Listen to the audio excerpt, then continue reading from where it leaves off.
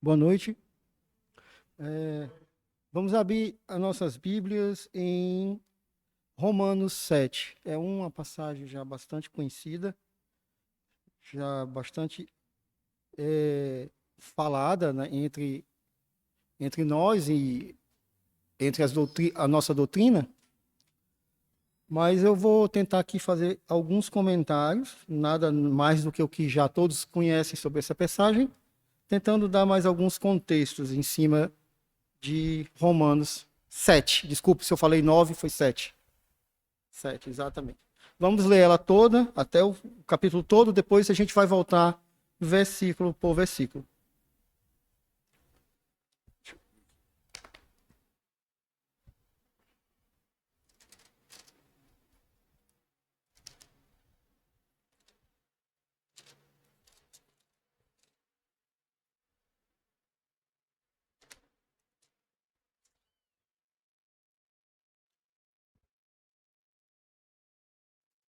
Vamos ler então. Não sabeis vós, irmãos, porque falo aos que sabem da lei, que a lei tem domínio sobre o homem por todo o tempo que vive? Porque a mulher está sujeita ao marido, enquanto ele viver, está-lhe ligada pela lei, mas morto o marido, está livre da lei do marido. De sorte que, vivendo o marido, será chamada adúltera se for de outro homem, mas morto o marido, livre está da lei, e assim não será adúltera se for de outro marido. Assim, meus irmãos, também vós estáis mortos para a lei pelo corpo de Cristo, para que sejais de outro, daquele que ressuscitou dentre os mortos, a fim de que demos frutos para Deus. Porque quando estávamos na carne, as paixões dos pecados que são pela lei operam em nossos membros para darem frutos para a morte. Mas agora que temos sido libertados da lei, tendo morrido para aquilo em que estávamos retidos, para que sirvamos em novidade de espírito e não na velhice da letra. Que diremos, pois? É a lei pecado? De modo nenhum. Mas eu não conheci o pecado senão pela lei, porque eu não conhecia a concupiscência se a lei não o dissesse. Não cobiçarás. Mas o pecado, tomando ocasião pelo mandamento, operou em mim toda a concupiscência, porque sem a lei estava morto o pecado. E eu, em algum tempo, vivia sem lei, mas vindo o mandamento, reviveu o pecado, eu morri. E o mandamento que era para a vida, achei eu que era para a morte, porque o pecado, tomando ocasião pelo mandamento, me enganou, e por ele me matou. E assim a lei é santa, e o mandamento santo, justo e bom. Logo, tornou-se o bom em morte? De modo algum. Mas o pecado, para que se mostrasse pecado, operou em mim a morte pelo bem, a fim de que, pelo mandamento, o pecado se fizesse excessivamente maligno. Porque bem sabemos que a lei é espiritual, mas eu sou carnal, vendido sobre o pecado. Porque o que faço não aprovo, pois o que quero, isso não faço. Mas o que aborreço, isso faço. E, se faço o que não quero, consinto com a lei que é boa, de maneira que agora já não sou eu que faço isto, mas o pecado que habita em mim. Porque eu sei que em mim, isto é, na minha carne, não habita bem algum, e com efeito, o querer está em mim, mas não consigo realizar o bem. Porque não faço o bem que quero, mas o mal que não quero, esse faço. Ora, se faço o que não quero, já não faço eu, mas o pecado quem habita em mim. Acho então esta lei em mim, que como que quando quero fazer o bem, o mal está comigo, porque segundo o homem interior tenho prazer na lei de Deus, mas vejo nos meus membros outra lei, que batalha contra a lei do meu entendimento, e me prende debaixo da lei do pecado que está nos meus membros. Miserável homem que sou, quem me livrará da morte, do corpo desta morte? Dou graças a Deus por Jesus Cristo, nosso Senhor, assim que eu mesmo, com entendimento, sirvo a lei de Deus, mas com a carne, a lei do pecado. Essa passagem é muito conhecida, todos sabem, né? Então, vamos começar versículo a versículo. O primeiro versículo: não sabeis vós, irmãos, pois que falo aos que sabem da lei, que a lei tem domínio sobre o homem por todo o tempo que vive. Paulo, especificamente aqui, ninguém pode falar isso estritamente, mas ele está falando para os judeus de Roma. Não que não tivesse alguém que não soubesse da lei em Roma que não fosse judeu. Mas se nós formos pegar, por exemplo, os documentos históricos, em Roma, naquele tempo, era por volta do ano 50 e tanto, 57, por aí, tinha 57 mil judeus em Roma. 50 a 57 mil judeus. Era em termos de 10% da população de Roma. Então, sendo Paulo uma pessoa que falava para os gentios e para os judeus, primeiro para os judeus, é bem provável que a igreja de Roma tivesse muitos judeus. E a gente sabe que, para o judeu, a lei é o centro das suas vidas. A lei, para o judeu, é o centro da vida. A lei judaica, ela versava sobre como eles comiam, como vestiam, como eles deveriam celebrar, as datas que deveriam celebrar, as formas que eles deveriam fazer isso, como eles deveriam dizimar, tudo era determinado pela lei. O judeu, ele vivia em função da lei. Se bem que o romano também, o direito romano é uma das coisas mais importantes que tem, eles também viviam em função da lei, sobretudo o cidadão, só que a lei romana é diferente. Então, o que acontece? Paulo precisava, e o que ele estava fazendo? Eu não sei se ele estava fazendo isso de forma consciente ou não, mas o Paulo, Deus através de Paulo, toda vez que eu falar Paulo, vocês entendam Deus através de Paulo, porque é Deus que estava fazendo isso. Ele estava procurando consolidar a doutrina bíblica. A pessoa que consolidou a doutrina bíblica foi Paulo. Se nós formos notar, a gente tem muito dos trejeitos e do vocabulário doutrinário do cristão atual, ele é paulino, ele é de Paulo. Então, o que acontece? Ele tinha que, primeiramente, quebrar esse vínculo do judeu com a lei. Para isso, ele tinha que demonstrar a ineficácia da tentativa de salvação através da lei. E então ele começa primeiro fazendo então esse apelo, esse direcionamento ao judeu. Falo, pois, aos irmãos, pois falo aos que sabem da lei. A partir daí, dessa analogia, ele continua fazendo novas analogias em cima da lei, justamente para demonstrar até o final do capítulo a ineficácia de você tentar se salvar através da lei. Seria, assim, a explicação geral da tentativa. Aliás, Paulo sempre tenta fazer isso em vários textos, não só em Romanos. Versículo 2. Porque a mulher que está sujeita ao marido, enquanto ele viver, está-lhe ligada pela lei, mas, morto o marido, está livre da lei do pecado. Se ilustra como as reivindicações penais da lei aplicam-se a nós. Nós estamos ligados à lei até a morte. Estamos ligados à lei até a morte. No nosso caso, quando morremos para o pecado e nos unimos a Cristo, ou seja, nós estamos ligados até a morte, de um jeito ou de outro, de um jeito bom ou de um jeito ruim. No momento em que nós morremos para o pecado e nos unimos a Cristo, nós revivemos para a justiça. E nós estamos, então, desligados desse vínculo de morte com a lei. Ok? Ou seja, a inspiração na lei judaica, ele vai fazendo isso quase que premeditadamente, né? Para tentar dissuadir não, mas ensinar aos judeus esta doutrina. E Paulo, ele foi um perseguidor da igreja, todo mundo sabe disso, e ele, inclusive em Atos, Deus fala da seguinte forma: só eu saberei eu direi o quanto, mais ou menos isso, o quanto ele vai sofrer pelo meu nome. Então, o Paulo, ele é muito difamado, ele é muito atacado. Depois que ele entra, ele é tanto perseguido fora da igreja pelos judeus, quanto pelos judaizantes dentro da igreja. Isso aí é notório em várias... Ele chega a falar em alguns lugares, alguns momentos, isso. Tem muita gente judaizante contra ele. E há uma tentativa grande de difamá-lo sobre isso. E a gente vê, então, por isso, a tentativa dele de explicar essa verdade bíblica, certo?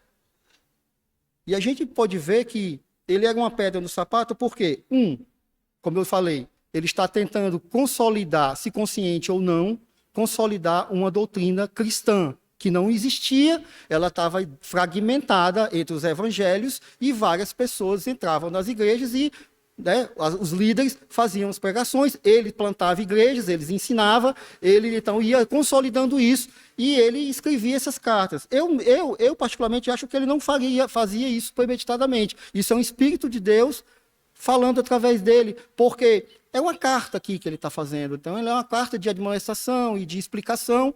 E eu não acredito que ele tinha uma visão geral do todo. A gente tem porque todo mundo organizou essas cartas e botou aqui em livros e a gente nota ali essa regra, né? Mas a gente vê que ele condenou o legalismo judaico, ele estabeleceu um serviço litúrgico, o serviço litúrgico que a gente conhece hoje, a gente vê que tem muito em Paulo, como você deve fazer, como é que deve se portar dentro da igreja, como deve se vestir, né? A gente vê em vários lugares. Então, eu digo que um serviço litúrgico, apesar de já estar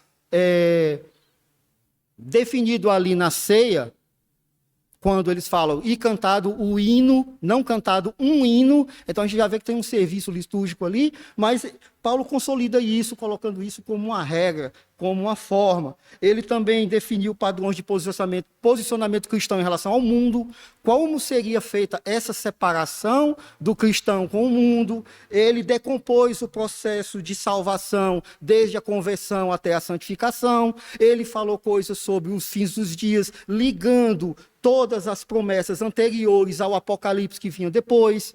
Quer dizer, a gente vê ali em Tessalonicenses 2 a chave para o Apocalipse, para entender melhor o Apocalipse e os profetas maiores e as profecias do final dos tempos. Então, Paulo estava fazendo esse trabalho. E esse trabalho, com certeza, ele era uma pedra de sapato de muita gente. E até hoje, Paulo é perseguido. Porque não é de hoje que grupos judaizantes continuam tentando fazer coisas, tentando anular Paulo, em várias seitas, não só as mais conhecidas.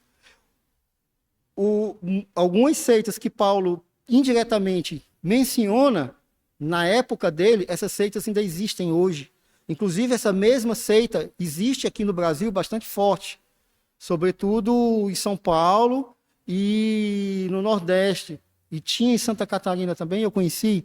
Não vou dar nomes aqui. E eles tentam, inclusive, anular os livros de Paulo. Eles dizem que Paulo não é um apóstolo legítimo. Eles levantam questionamentos em relação às datas dos livros e as datas que Paulo fala também. Eles questionam muitas coisas, inclusive nos Atos dos Apóstolos. E, para completar isso, eles usam também alguns textos do Paulo referente ao espinho na carne como um indício de que ele seria um possesso. Então, vocês têm ideia do quanto Paulo é perseguido até hoje. Entendeu? Mas, tirando esse parênteses, vamos partir para o terceiro versículo. Esse primeiro versículo aqui, basicamente, o que tem de entender dele é que há uma ilustração de como as reivindicações penais da lei não está ligada a nós até a nossa morte. De um jeito bom ou de um jeito ruim? Versículo 3. De sorte que, vivendo o marido, será chamada adúltera se for de outro homem, mas morto o marido, livre está da lei, e assim não será adúltera, né? Isso aí nos explica, analogicamente, a necessidade de Cristo cumprir a lei. É engraçado. Todo mundo diz, Cristo tinha que cumprir a lei. Mas a gente pergunta, por quê? Por que ele tinha que cumprir a lei? Tá, a gente tem as respostas genéricas, mas aqui tem uma analogia muito interessante da razão, através dessa lei, de por que Jesus Cristo tinha que cumprir a lei, né? Se nós pegarmos o tempo em que Jesus estava encarnado, andando aqui, Nós temos uma aparente intersecção de duas alianças, mas não é. Quando Jesus estava vivo, ainda era lei, correto? Mas ele estava vivo. E nós tínhamos pessoas que os seguiam, ele estava batizando, não é? João já estava batizando antes dele, o batizou para cumprir o que deveria ser cumprido, e ele funda a igreja, Jesus Cristo fundou sua igreja, não é isso? E ele, além disso, estávamos sob a lei. Eles estavam sob a lei enquanto Jesus Cristo andava na terra. Isso aí é um fato. Não que não tivesse a justificação pela fé antes. Também sempre teve. Se vocês abrirem Romanos 4:3, não tem necessidade de correr e abrir, porque a gente tem pouco tempo, então eu tenho já as referências aqui. Depois posso passar para os irmãos, se for o caso, colocando ali, pedindo para o pastor colocar na descrição do vídeo. Creu Abraão em Deus, e isso lhe foi imputado como justiça. Romanos 4:3, fazendo uma referência a Gênesis 15:6, que diz, e creu ele no Senhor, e imputou-lhe isto por justiça. Então, por que Jesus precisa cumprir a lei? Porque ele, cumprindo a lei, e vemos que ele cumpre a lei de uma forma perfeita, não da forma como os judeus a cumpriam. Isso está explicado em Mateus, quando ele diz que, enquanto a lei diz não matarás, ele fala, se você odeia o seu irmão, você já o matou. Quando ele diz que não adulterarás, e se você olha para a mulher do próximo com olhos de cobiça, você adulterou com ela. Então ele eleva o padrão da lei a um padrão impossível, porque é o padrão de Deus, um padrão perfeito. E no momento em que Jesus Cristo ele cumpre a lei perfeitamente, ele personifica a lei. Jesus Cristo personifica a própria lei. Então, no momento em que ele morre e ressuscita, é como se não a lei morresse, mas o vínculo dessa lei a nós morre com ele. Afinal, ele personificou a lei porque ele a cumpriu. E no momento em que ele ressuscita, a gente pode, então, se unir a ele e não seremos culpados por esse adultério metafórico. Você imagina que se na época de Jesus Cristo, alguém, por acaso, entendesse o que ele estava fazendo, a gente sabe que muitos dos apóstolos não estavam entendendo muito bem aquilo. Só vieram entender quando ele morreu e ressuscitou. Aí eles, caiu a ficha. Mas imagine que eles entendessem exatamente como Paulo agora está explicando, porque ninguém tinha explicado dessa forma até Paulo chegar e começar a explicar. Digamos que ele entendesse, o que é que ia acontecer? Ele ia dizer assim, eu vou comer carne de porco, eu conheço o Senhor, eu sei que o Senhor me salvou. Ia dar certo? Você ia poder estar ligado às duas coisas ao mesmo tempo? Seria o adultério. Não pode, eles estavam sob a lei e tinham que cumpri-la até que consumasse. Tanto que ele, quando morre, diz, está consumado. Então, Jesus personifica a lei para que ele possa morrer. E com isso morre o vínculo da lei com relação a nós, o vínculo que nos é para a morte, e aí nós nos unimos a ele para a vida, para os frutos do Espírito. Isso não quer dizer que a lei morreu, uma vez que ele a cumpriu e ele personificou ela.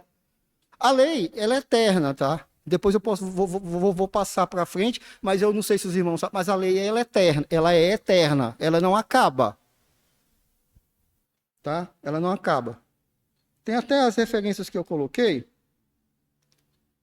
Salmos 19:7 vai dizer, a lei do Senhor é perfeita. Se ela é perfeita, ela é eterna. Né? E aí a segunda parte refrigera a alma, e o testemunho do Senhor é fiel e tal. 17:18 de Mateus, não cuideis que vim destruir a lei e os profetas. Não vim destruir, mas cumprir, porque em verdade vos digo, até que o céu e a terra passem, nenhum jota ou tio jamais passará da lei, sem que tudo seja cumprido. Então, a lei é eterna. Ok? Não vai acabar a lei. Apenas a gente agora não está ligado a ela para a condenação. Ponto. Deixa eu voltar aqui.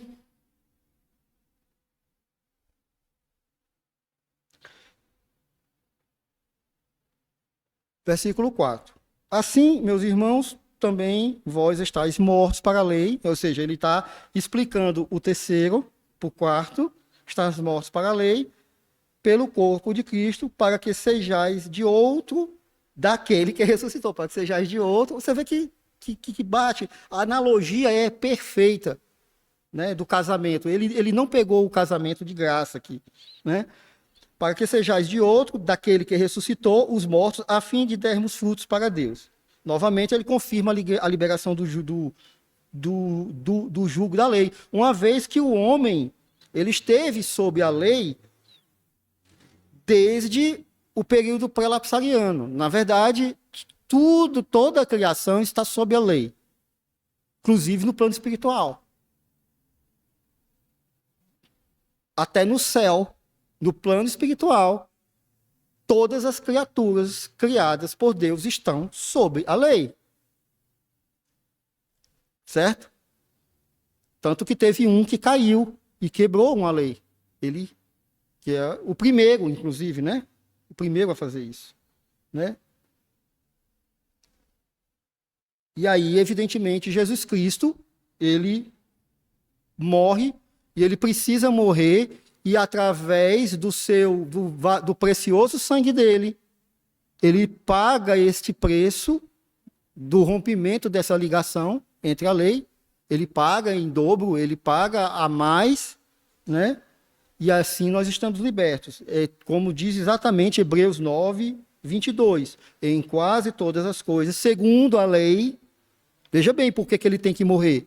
Porque em todas as coisas, segundo a lei, se purificam com o sangue, e sem derramamento de sangue não há remissão de pecados. Então vocês têm aí duas coisas já ligadas. Não só você tem que morrer porque ele tem que derramar o sangue, porque a lei, pela lei só se purifica com sangue, como também pela lei você só está desligado ao marido metafórico se houver uma morte, pela morte. A lei é perfeita, né? Ela se encontra a si mesma e ela se explica. Deus é perfeito.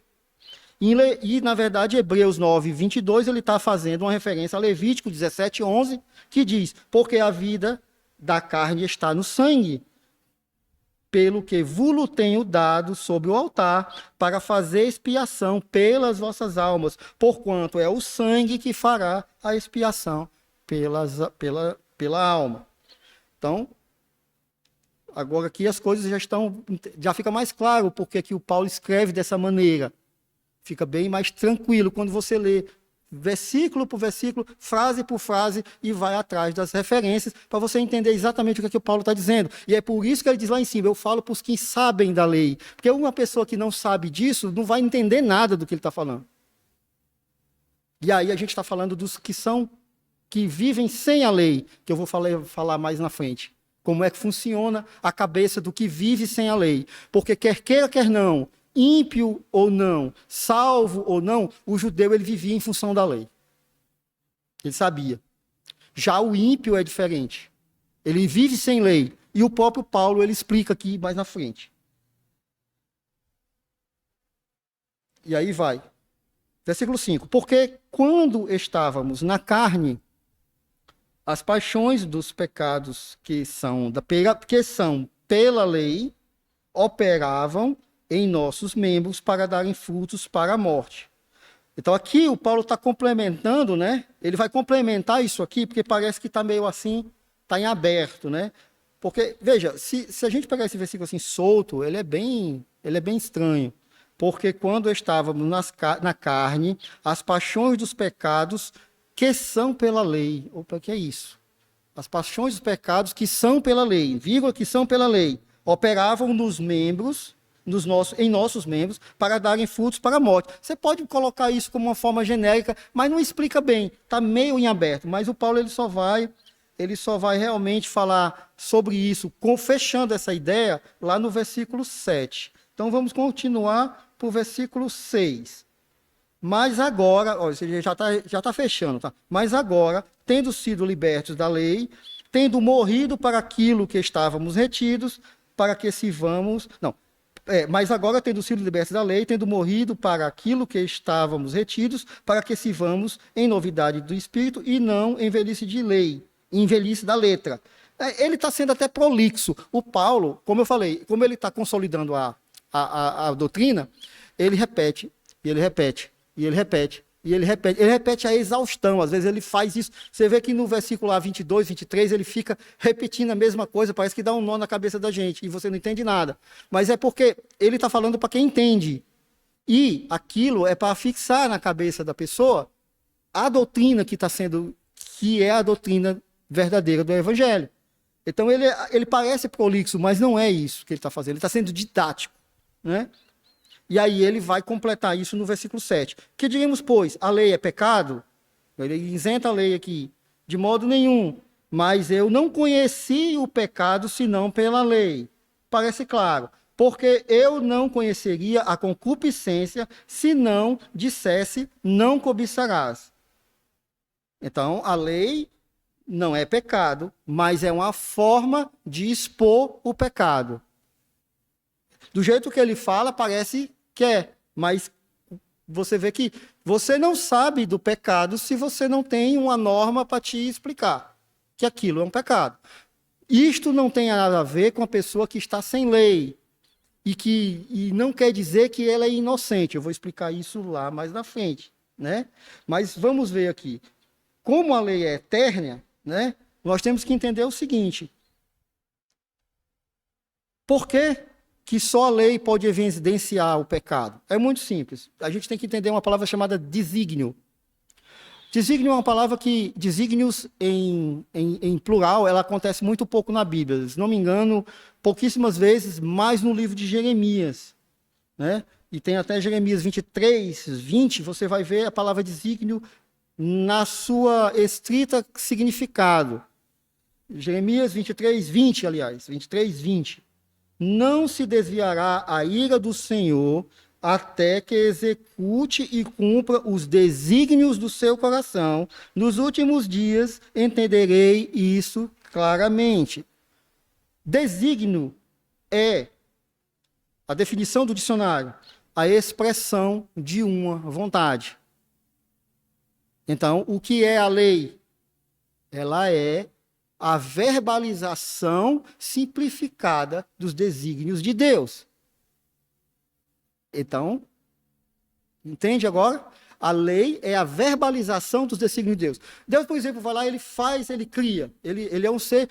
Vocês já estudaram aqui, o pastor já falou sobre os atributos de Deus. Ele deu uma série extensa sobre os atributos de Deus. Então, você imagine esse ser com todos esses atributos. E aí ele ele executa uma criação de vontade, por vontade, ok? E essa criação, primeiro ele faz o plano espiritual.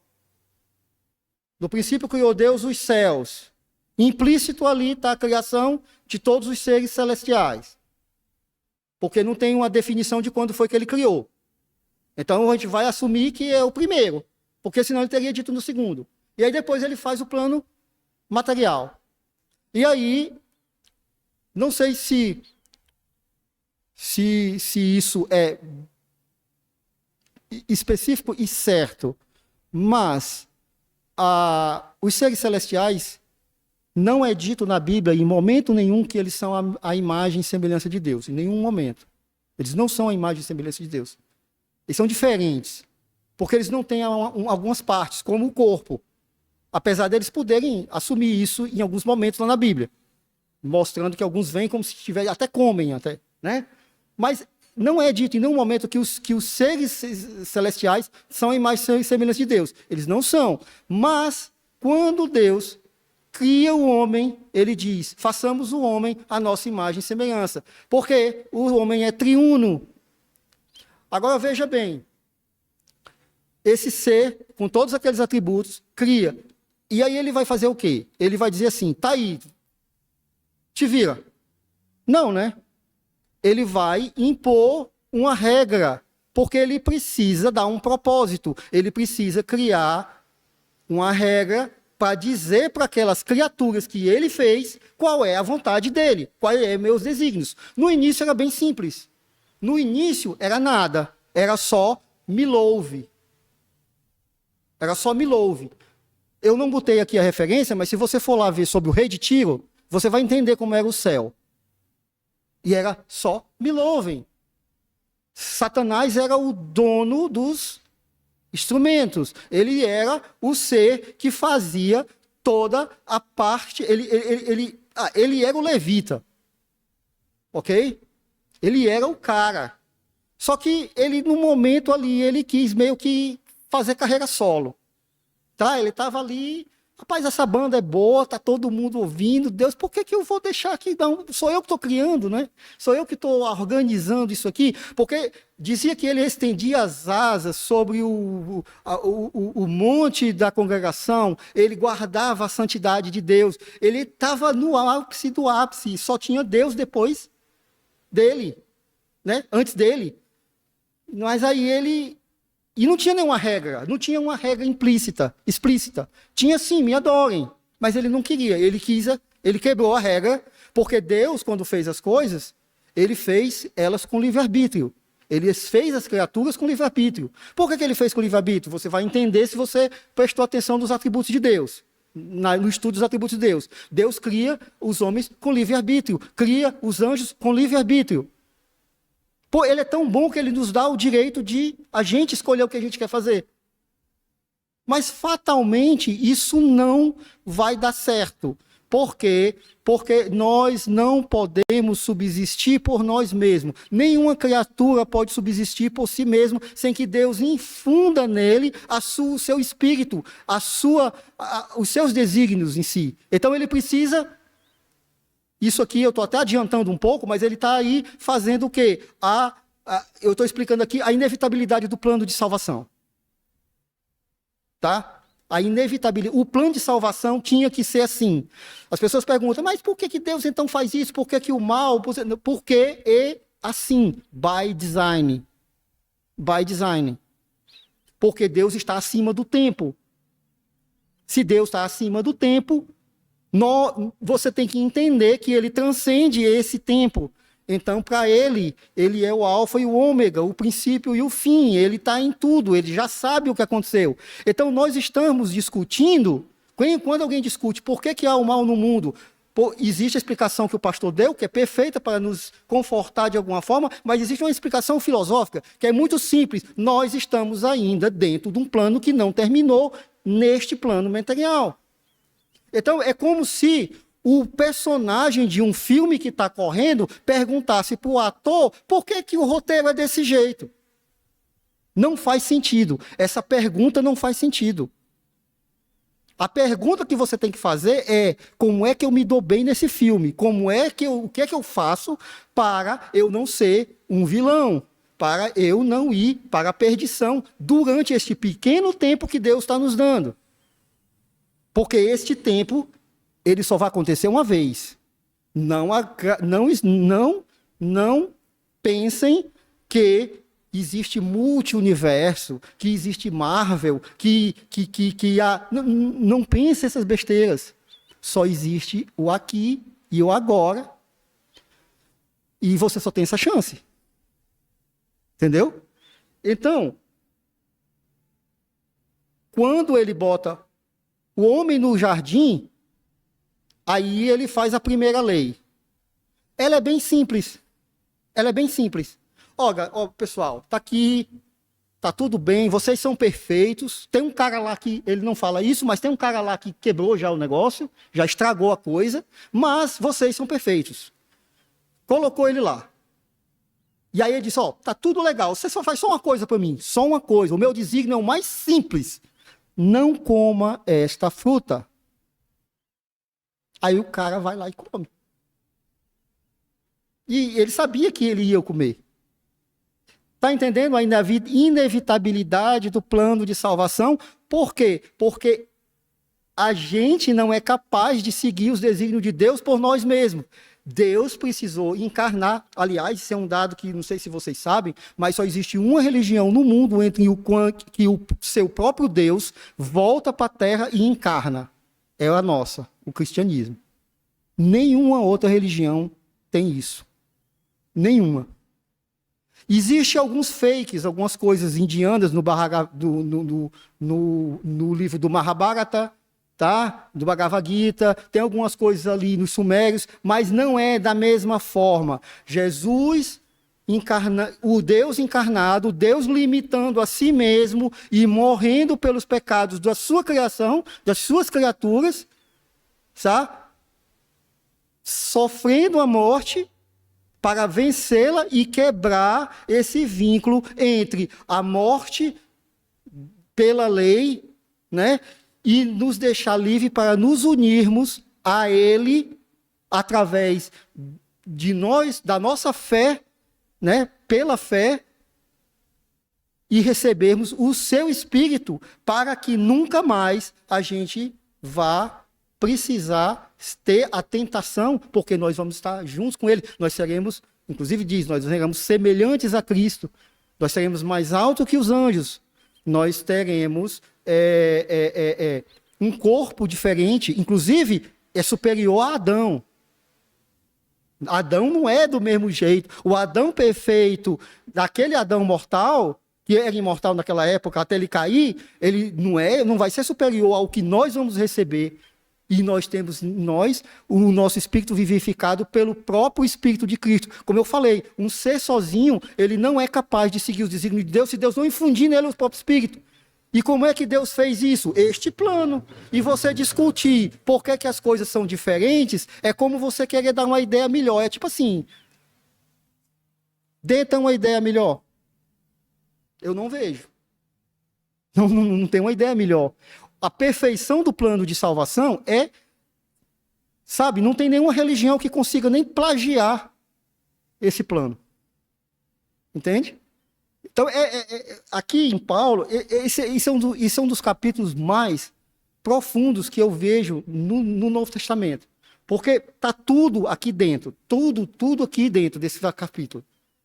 Se você vai começar a desencilhar, você vai ver todas essas coisas que eu estou dizendo aqui, elas são muito claras. A natureza da lei, por que você tem que se desencilhar da lei através da morte de Cristo, por que Cristo tem que morrer, por que a morte de Cristo é inevitável, por que o plano de salvação é inevitável, está tudo aqui. Entendeu? E o homem, ele é teimoso, ele acha que seria legal se Deus deixasse o mundo perfeito, não tivesse nenhum problema, ele só não quer pagar o preço, né?